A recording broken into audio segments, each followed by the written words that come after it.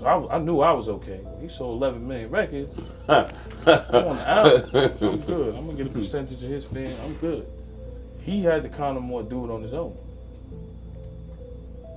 Even motherfucker, he had deals with Jay-Z and them, but Jay-Z ain't gonna never. Dude, I always tell him all the time, Jay-Z ain't treat me like this, nigga. Oh, he definitely like playing. You know, this nigga's a Jay-Z might not even say hard as all. So we just had a. So the party we was just at in Miami with the Kardashians, Serena Williams, and everybody. We just finished performing. Great time, right?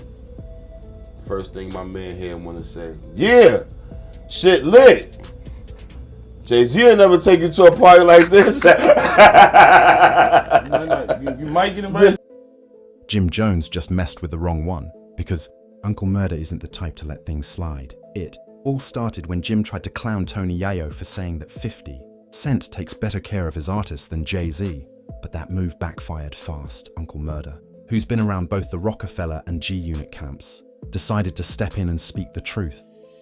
And the internet can't get enough of it. He made it crystal clear.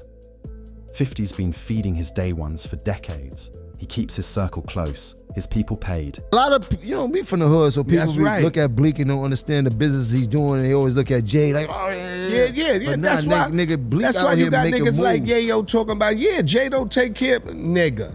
I don't need Jay to go on tour. Yo, smoke hard coke, yo. Yo, chill.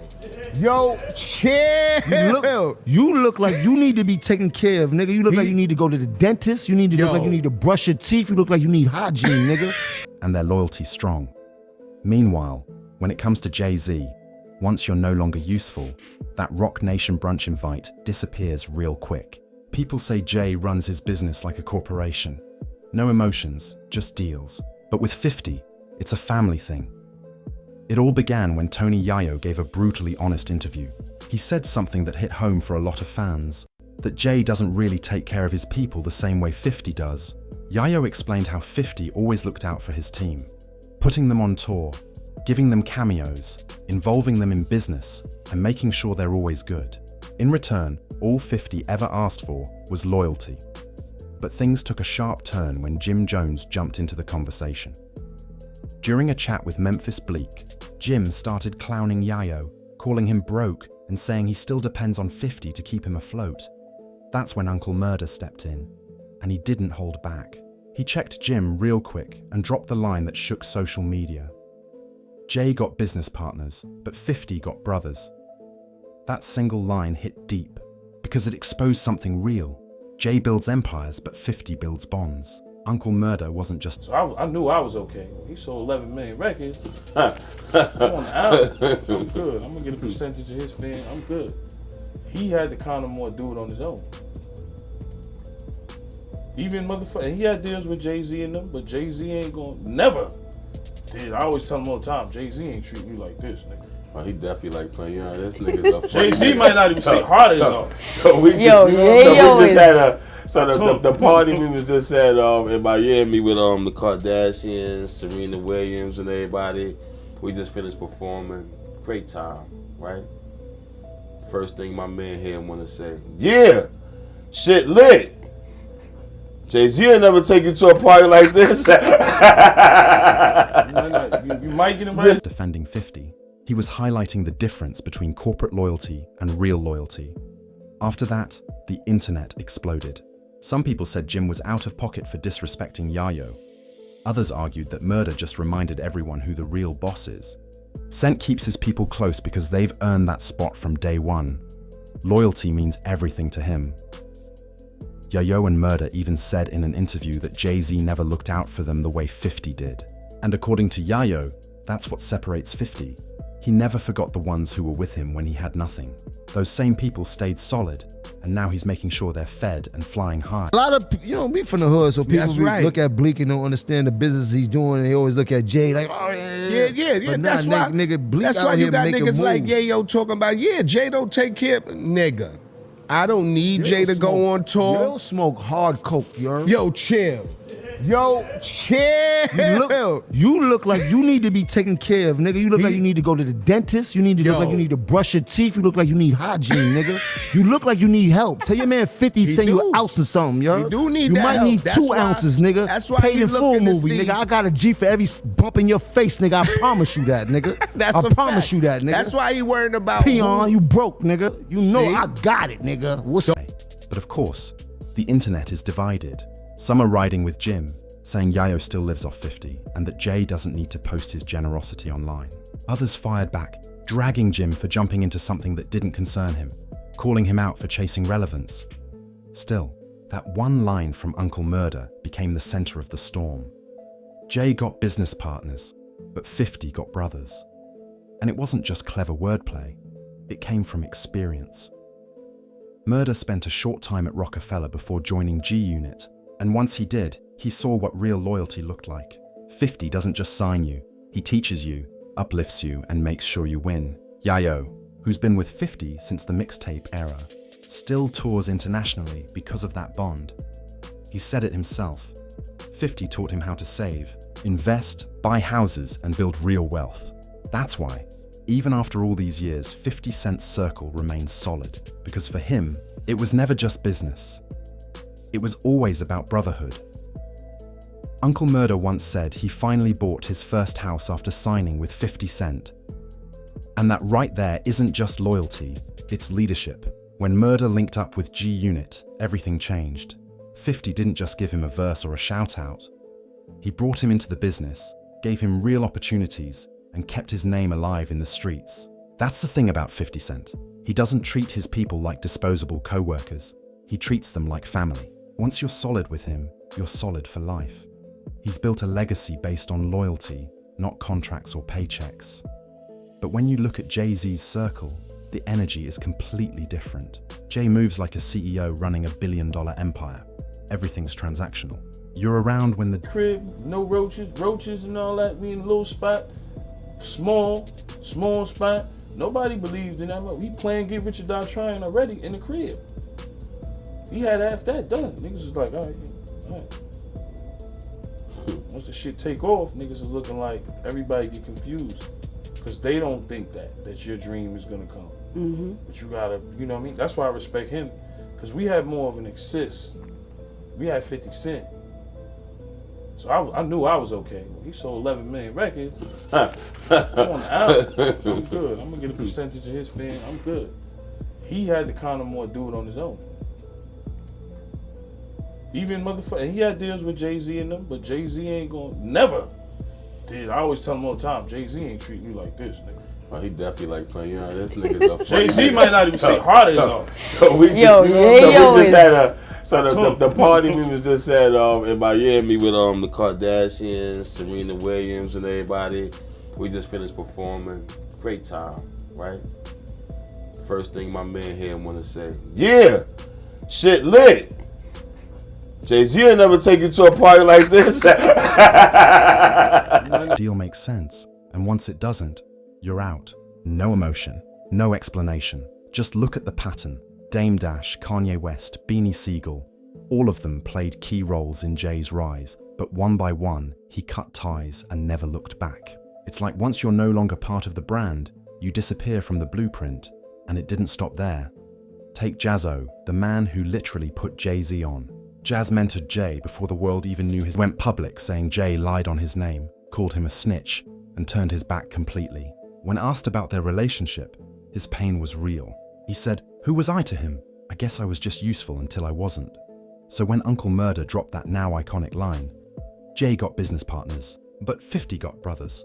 He wasn't just talking slick, he was calling out the truth. Streetwise, Jay moves like a strategist, always thinking about the brand, always about the next move. But loyalty, that's not really part of his equation.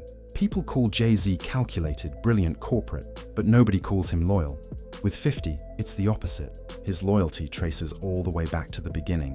The same people who were with him in the grind are still standing beside him today. If someone's missing from that circle, it's because they switched up, not him. That's the difference between 50 and Jay. One builds brotherhoods, the other builds boardrooms. What sets 50 apart is how he never forgot who stood by him when things were dark. Back when no one wanted to work with him after that infamous Queens incident, his day ones stayed loyal, and he never let that loyalty go to waste. When he blew up, he didn't replace his real ones with industry faces. He brought them with him, every step of the way. That's why, even today, you'll still see Yayo, Banks, and Uncle Murda standing next to him decades later, because they're not employees, they're family.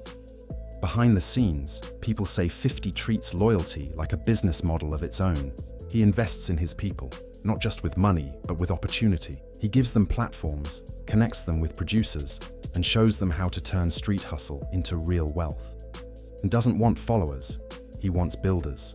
He wants his circle to win on their own. Meanwhile, Jay-Z plays chess, not checkers. His relationships are strategic, his moves calculated. But the moment something no longer fits his brand or his billion-dollar image, that connection fades away. People still call Jay a business genius. And he is. But even his fans admit, it's lonely at the top when your empire is built on deals instead of devotion. When fans compare G-Unit to Roc Nation, the contrast is clear. One moves like a brotherhood, the other like a boardroom. Even after all these years, 50 Cent and his crew are still selling out shows around the world. He doesn't just rely on anyone else. He runs his own tours, from Canada to Germany and even the Swiss Alps. That's why he doesn't stress over hate. He knows he's built his own lane, his own empire. Like Memphis Bleak once said about Jay-Z not taking them on tour, 50 doesn't wait for that kind of help. He's out there grinding, putting his people on and proving that he can stand tall on his own. When you see him move, you see self-made power. And that's the real difference. When G-Unit links up, it feels like brothers reuniting. Real energy, real love. But when Roc Nation shows up, it feels more like a business meeting. Everyone checking their watches.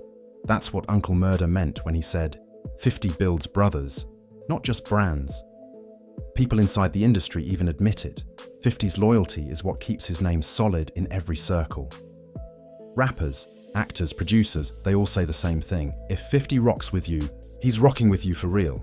That kind of loyalty is rare in a business, where he gave them roles, credits, and opportunities. When BMF dropped, he brought familiar faces into the spotlight, turning street loyalty into screen success. That's why people still call him one of the realest in entertainment. And there's proof everywhere. Tony Yayo, Uncle Murda, they're still touring the world because 50 keeps them booked, even beyond music. He's known for helping his people get into films, podcasts, and major deals. He doesn't just chase success, he shares it. Meanwhile, social media's been on fire comparing 50's loyalty to Jay-Z's strategy. Some fans joke that when the crowd disappears, all you have left are the people who stayed when you had nothing. That's why he moves the way he does. Why every win feels shared. Why every project feels like a family mission. Back in the early days, when G-Unit was climbing from mixtape kings to global icons, loyalty was tested every step of the way. There were fights, fallouts, arrests, betrayals, but through all of it, 50 never folded. He knew that success means nothing if you have to stand alone on top. That's why even today, you'll still see Tony Yayo by his side, still see Uncle Murda laughing backstage, still see 50 shouting out the same people who believed in him before the world did. And that's what separates him from the rest. In a world full of businessmen, 50 is a brother first and a boss second. He's the kind of man who'll clown you online, but still put food on your table. He'll talk trash one day, but the next day, he's signing a deal that brings everyone with him. That's power, the kind that money can't buy.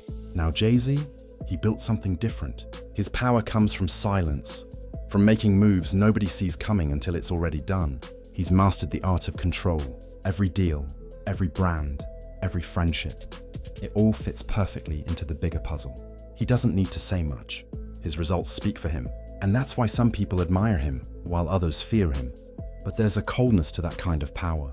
Jay operates like a CEO, not a comrade. He's respected, no doubt. But 50, he's felt. When 50 wins, people feel like they're winning too. That's why fans show up, year after year, city after city. They don't just buy tickets. They buy into the movement. And that's exactly what makes this comparison so powerful. Because both men, in their own way, show two sides of the same coin. One side shows you how to build an empire through strategy and precision, and the other shows you how to build a legacy through loyalty and heart. But here's the twist. Loyalty and strategy aren't enemies. They can exist together, and 50's proven that too. He's turned loyalty into leverage. When he brings his people on stage, when he gives them roles on his shows, when he turns street loyalty into Hollywood opportunity, that's business too. Smart business. Because every person he empowers becomes another piece of his brand, and that's something corporate moguls can't replicate. In the entertainment world, everyone talks about ownership. Owning your masters, your companies, your narrative. But 50 owns something rarer, the hearts of his people. And when you own that, no label, no contract, no industry politics can take it from you. That's why his moves hit different. When he dropped Power, it wasn't just a hit show, it was a declaration. He was telling the world that street smarts and loyalty can build empires too. Then came